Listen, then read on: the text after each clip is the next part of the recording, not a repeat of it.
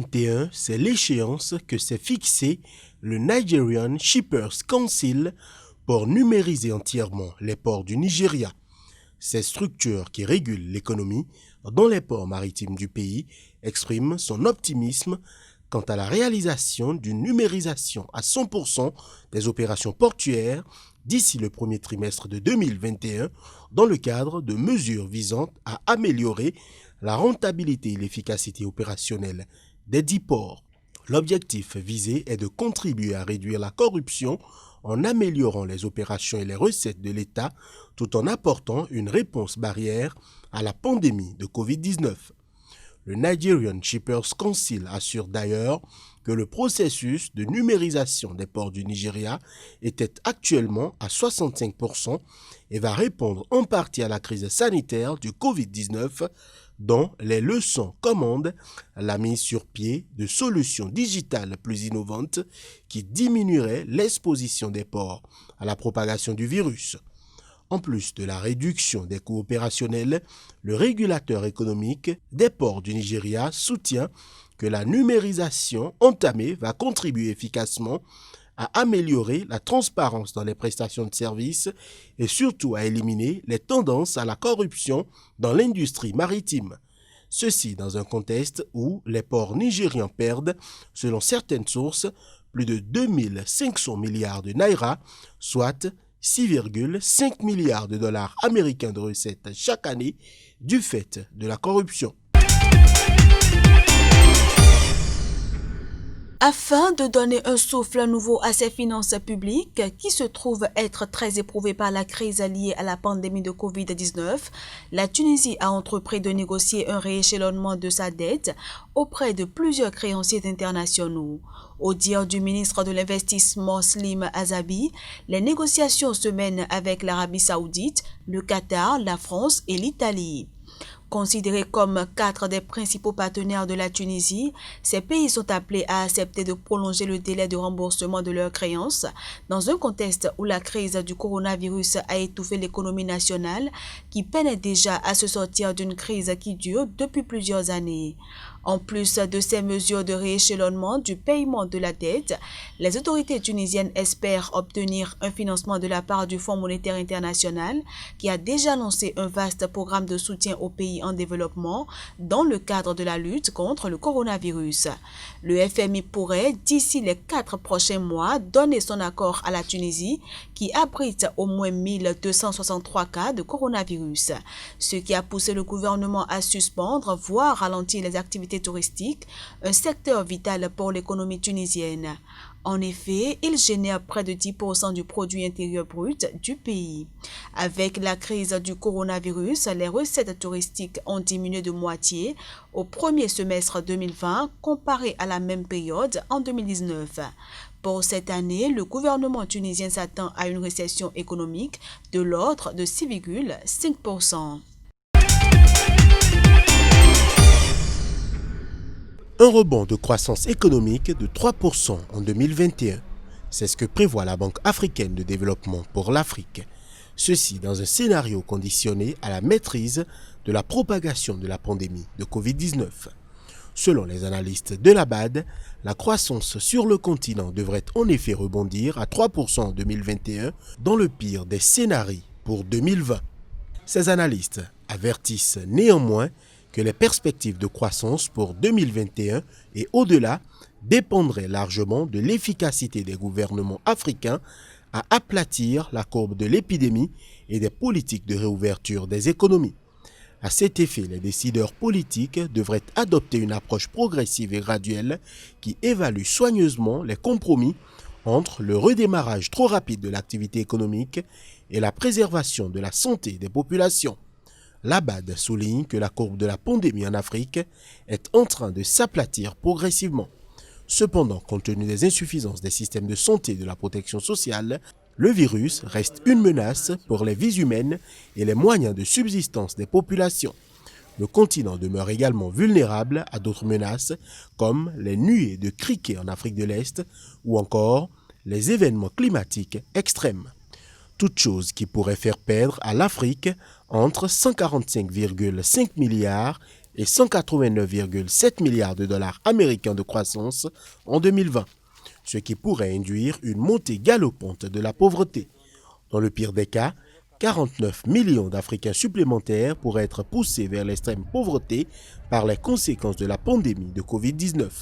Ainsi, le nombre de personnes vivant dans l'extrême pauvreté en Afrique, en usant du seuil de pauvreté international de 1,90 $ pourrait atteindre 453,4 millions en 2020 contre 425,2 millions dans un scénario sans pandémie. Au dire des analystes de la BAD, les populations d'Afrique de l'Ouest et du Centre courent un risque plus élevé de tomber dans l'extrême pauvreté en raison de la pandémie, mais le Covid-19 pourrait également aggraver la pauvreté en Afrique orientale et australe. Le premier supplément du rapport annuel de la Banque africaine de développement sur les perspectives économiques en Afrique apporte des révisions aux prévisions de croissance et aux perspectives pour l'Afrique pour les années 2020 et 2021. Il prévoit notamment une contraction du PIB du continent de 1,7% en 2020, soit une baisse de 5,6 points de pourcentage par rapport aux projections de janvier 2020, en supposant que l'impact de la pandémie de Covid-19 sera substantiel, mais de courte durée. Toutefois, si la pandémie se poursuit au-delà du premier semestre, la contraction du PIB en 2020 sera plus marquée, de l'ordre de 3,4%, soit une baisse de 7,3 points de pourcentage par rapport aux projections initiales de croissance. Dans un tel contexte, la contraction projetée de la croissance en 2020 pourrait coûter à l'Afrique des pertes en termes de PIB de l'ordre de 145,5 milliards de dollars pour le scénario de base et 189,7 milliards de dollars pour le scénario pessimiste sur les 2590 milliards de dollars de PIB projetés en 2020 avant l'apparition de la pandémie. D'après la BAD, une partie de ces pertes pourrait même se poursuivre en 2021 dans la mesure où la reprise attendue ne serait que partielle. Ainsi, les pertes du PIB prévues en 2021 pourraient se chiffrer entre 27,6 milliards de dollars pour le scénario de base et 47 milliards de dollars pour le scénario pessimiste par rapport aux prévisions initiales de PIB de 2760 milliards. Pour la BAD, l'impact global de la pandémie sur les résultats socio-économiques reste cependant incertain sur le continent.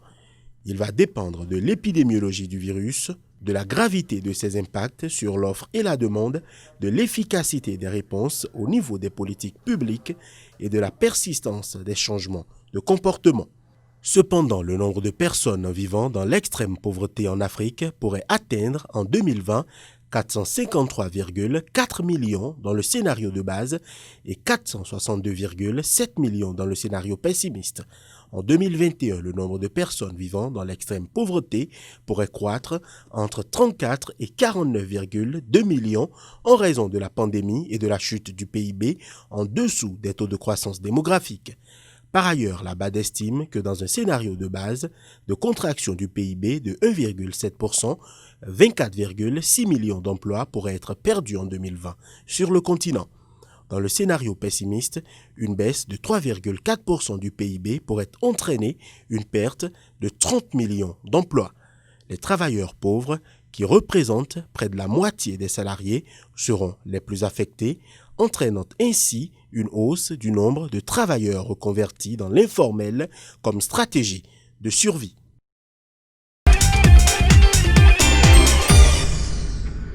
À partir du 30 juillet 2020, de nouveaux billets de banque seront progressivement mis en circulation en Angola. Ces nouveaux billets concernent notamment les coupures de 200, 500, 1000, 2000 et 5000 kwanzas. Quant aux billets de 10 000 kwanzas, ils ne devraient pas entrer en circulation à moins que cela ne s'avère nécessaire. Les nouveaux billets annoncés vont coexister avec les billets de la série 2012, encore en circulation et qui seront valables jusqu'au 31 décembre 2021. Au dire de la Banque centrale angolaise, ces billets seront réalisés en polymère, une matière qui facilitera leur utilisation tout en permettant de réaliser des économies financières dans la gestion de la circulation monétaire. Mieux, le nouveau substrat est recyclable, ce qui rend les billets plus respectueux de l'environnement. L'annonce des nouveaux billets intervient alors que l'économie angolaise traverse une période difficile avec en toile de fond la crise du coronavirus et la chute des cours du pétrole qui ont plombé les perspectives de revenus du gouvernement. Beaucoup d'experts s'attendent d'ailleurs à voir la monnaie nationale continuer à perdre de la valeur par rapport aux principales devises internationales comme le dollar et l'euro.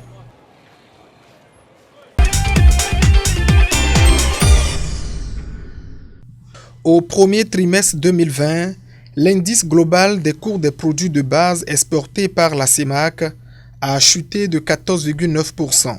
En cause, la conjoncture difficile qui sévit en Afrique centrale, renforcée par l'effet dévastateur de la pandémie de Covid-19. En effet, la chute généralisée des cours des produits énergétiques et non énergétiques due principalement aux incertitudes liées aux effets de la crise sanitaire actuelle a entraîné une dégradation des thèmes de l'échange. Ainsi, le prix du baril de pétrole brut est revenu de 60,3$ par baril au quatrième trimestre 2019 à 49,1$ le baril au premier trimestre 2020, tirant ainsi l'indice vers le bas. Par ailleurs, les cours de plusieurs produits agricoles exportés par la CEMAC ont connu un léger recul au premier trimestre 2020, après une hausse notable enregistrée au quatrième trimestre 2019, soit plus 6,3%. Cette situation s'explique en grande partie par la baisse de la demande de certains produits tels que la viande bovine, le café et le coton. À court terme, les perspectives ne sont guère rassurantes selon la Banque centrale qui soutient que les effets économiques de la suspension de presque toutes les activités au niveau mondial ont immédiatement affecté les marchés mondiaux des produits de base et continueront probablement de les affecter pendant des mois à venir. Pour sa part, la Banque mondiale estime que les prix de l'énergie devraient en moyenne être inférieurs de 40% en 2020 à ceux de 2019, bien qu'un rebond important soit prévu l'année suivante. En définitive, l'évolution des cours des matières premières au premier trimestre 2020 a été défavorable pour les pays de la communauté économique et monétaire de l'Afrique centrale, CEMAC, sous l'effet de la baisse des cours des produits énergétiques, agricoles et forestiers.